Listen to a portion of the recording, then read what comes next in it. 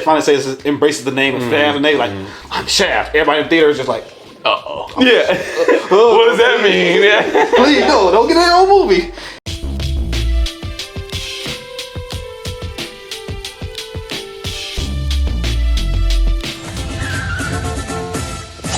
Let me get mine. Damn, you back here having a knife fight? Oh, hell no, I shot him. You damn right. What's up?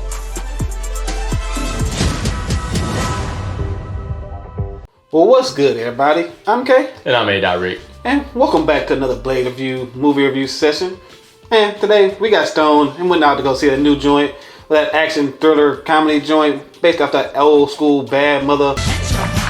This joint's rolled up by Tim Story, who did such joints as the original Fantastic Four stuff. Yeah, well, not the original. Not the original one. That was Roger Corman. Yeah. The 2000 one with the 2005, 2007. Chris Evans and all them people in there. Not the Fan Four stick. Don't worry. Yeah, not Fan Four stick and not the Roger somebody.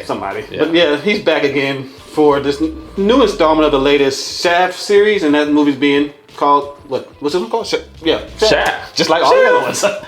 And it follows this time the new Shaft, John Shaft Jr., I think he was, who's an FBI data analyst who's investigating the case that one of his best friends suddenly died. So he figures out this shit gets real, so he needs help from one real bad mother effer. And so he goes to this old man Shaft, just kind of confused with all these characters named Shaft, who decides to help him out like that, and then they need the other Shaft to help him out too, and now it's a whole family affair.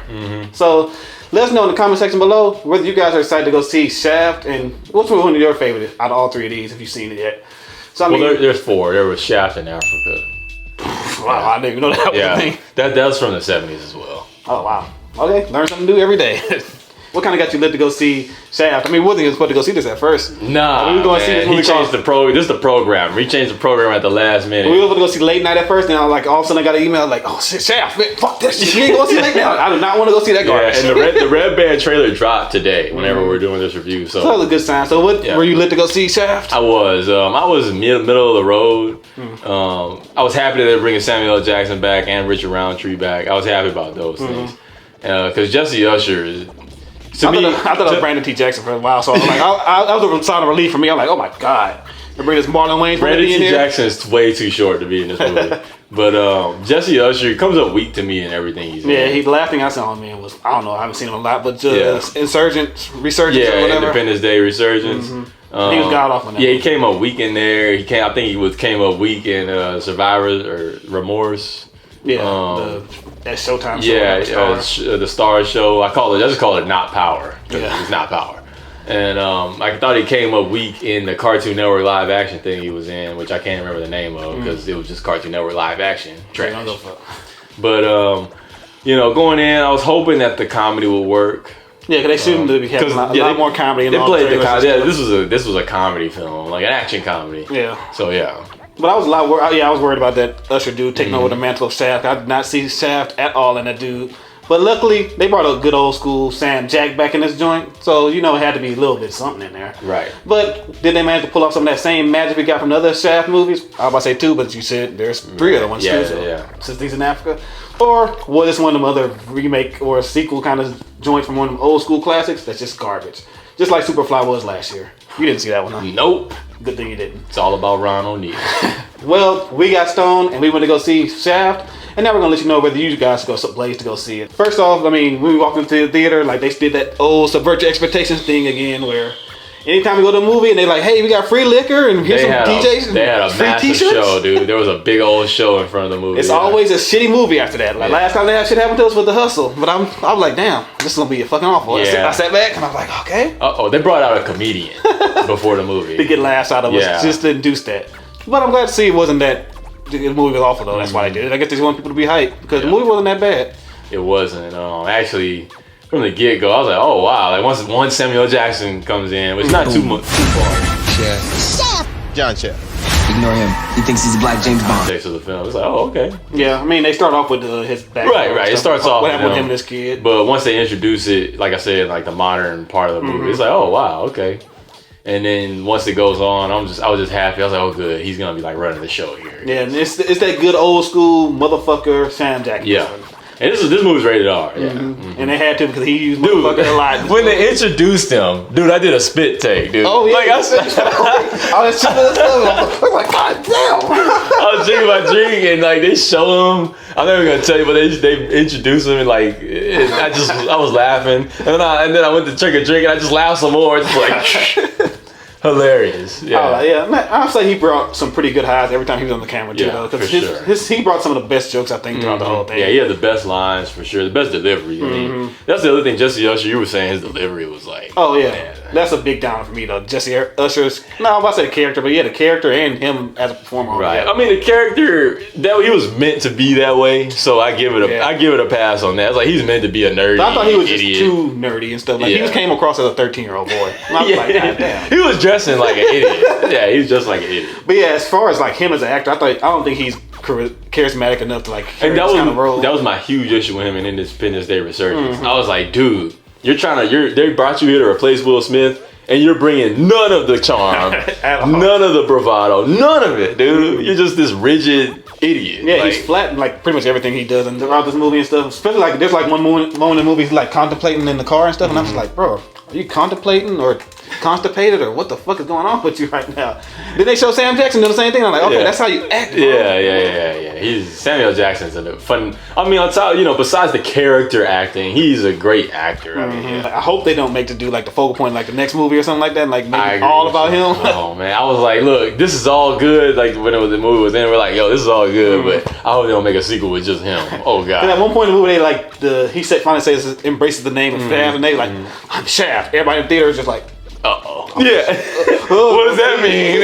Please, no, don't get in your own movie. Bring Sam Jack if you're gonna do it, but bring everybody back. Yeah. Because Sam, I don't think he was the only good high I got from it too. Like, what's his name? Richard Roundtree. Yeah, Richard Roundtree. He's pretty good. He's not there a whole lot. But right. But for the brief moment, as soon as he came on screen, I was like, God damn, that's motherfucker. Yeah. Oh yeah. No, he was bringing the OG. That's the OG Shaft. Richard Roundtree. He's bringing the original Shaft vibe, and he was doing his thing. Right? Yeah. And then like another solid high I got too was I thought Regina Hall was pretty good in here too. And I've said this in our last couple reviews for the movies that she's in. She's awesome. Yeah, because I hated fucking Little, but she was pretty good in Little. No, right. She was a high point.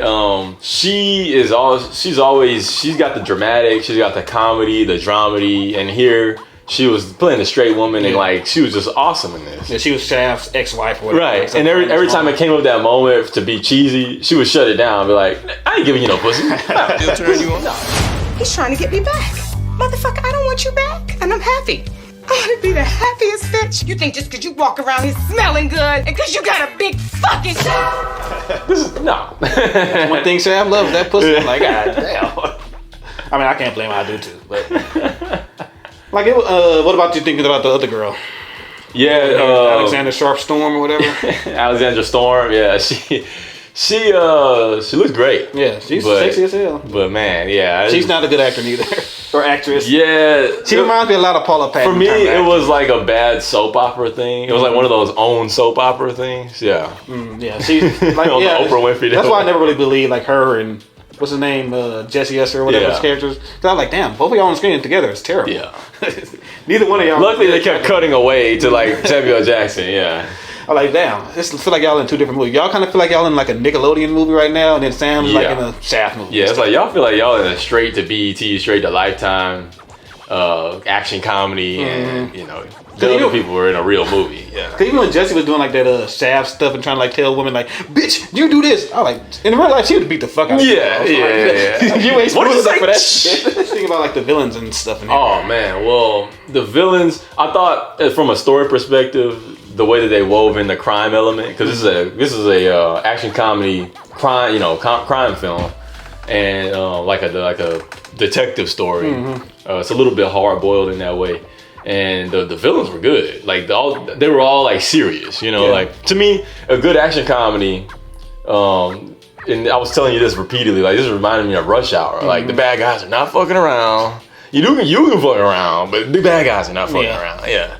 Yeah, I thought they was good in the way they acted and stuff like that. I just thought they was kind of predictable. Well, they were predictable. I thought I was just hoping for the showdown to be okay, and then the showdown I thought was awesome. Yeah, because like the moment you see the villains like they get introduced the first time, you're like, damn, those look like the bad guys. And then at the end, you're like, oh yeah. Yeah, because they're all looking at each other like. I was for one of them. Like you knew one of them was bad guys. He was in the Tyler Perry movie. But dark skinned dude, I was like, yeah, that dude got AIDS. He's the bad guy, guys. And like his eyes were darting. He looks like that puppet meme where the puppet looks to the side and then looks forward. That's what he looks like. That's what he looks like. Yeah. Oh, I want to talk more about that showdown. Just the way that they transition into it, I thought was smart. And then just the whole action sequence. It's like, okay, yeah, haven't seen a good shootout in a movie in a while. Yeah, that's why like they had like 2 or 3 of them in there. Yeah, they had two or three. Actually, like 4. Yeah. They started the movie off of like a small one. I thought they all handled pretty well. And stuff. Oh yeah, I was like, man, you haven't seen a good set of shootouts in a movie in a while, especially action comedies. Yeah. I feel like the downfall of a lot of action comedies today is they're just so silly and dumb that the villains are dumb, and it's like, dude, the villain gotta mean business. Yeah. Because that keeps the stakes high. That's what I like about a good action comedy. Y'all can fool around on the way, but the stakes gotta stay high. Yeah. I mean, the villains and stuff still got stormtrooper aim and bullet physics still don't apply in here. No, these tables are made of fucking. I guess. Oh no, that piano was made of granite, dude. Yeah. I give this a fire, honestly, just because. Up in here, it's burning hot. We on fire. Just because the execution, I think Tim Story did a great job with his directing. I'd even say he's grown in his craft from like the days of the 2005 Fantastic Four. Yeah, which I enjoy. I found those movies enjoyable. I think they're still rather enjoyable compared to Fantastic. And they still are comedy kind of things too. Right. Like, so he has that. Right. They're campy. Yeah, they're campy. Yeah. But I thought he improved his comedy aspect from this one a lot more. I thought it was a lot funnier. The the action scenes are pretty cool. The characters are okay and stuff like that. And I will give Jesse Usher, he did have like one good action set piece in there. Oh, yeah. So, I'm not going to trash him the whole thing. I hate you for Independence Day resurgence. But I think, I'll say this. Yeah, this was definitely a step in the right direction for him.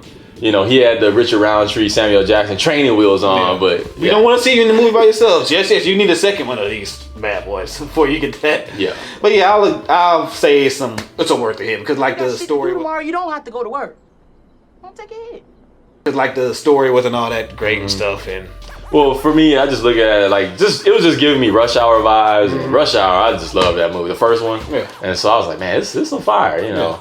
Yeah. And the crowd was loving it. Oh, yeah, I felt like the crowd was reactive. Like, me too, dude. I haven't laughed at a comedy in how long? Like, I was really just You don't want me to sit there all... Yeah, no, this is funny. I was laughing, started snapping. When I start snapping, it's over. I'm like, oh, he's fucked up right now. I'm like, damn, that spell worked on him with all that shucking and jiving before the movie got me going. Yeah. I mean, hey, that's just our high opinion. What we want to know is, what you guys think of this joint? Yeah, if you have any questions or opinions, you can just grind them up in the comment section, and we can help you get your mind around on everything movie related. I'm Kay. And I'm A.Rick. And hey, if you ain't subscribed to the channel yet, why don't you do us a favor? Hit that subscribe button too, and be a part of the Blaze crew. We're still getting super high off everything movie related. And always remember, it's never too late to blaze it.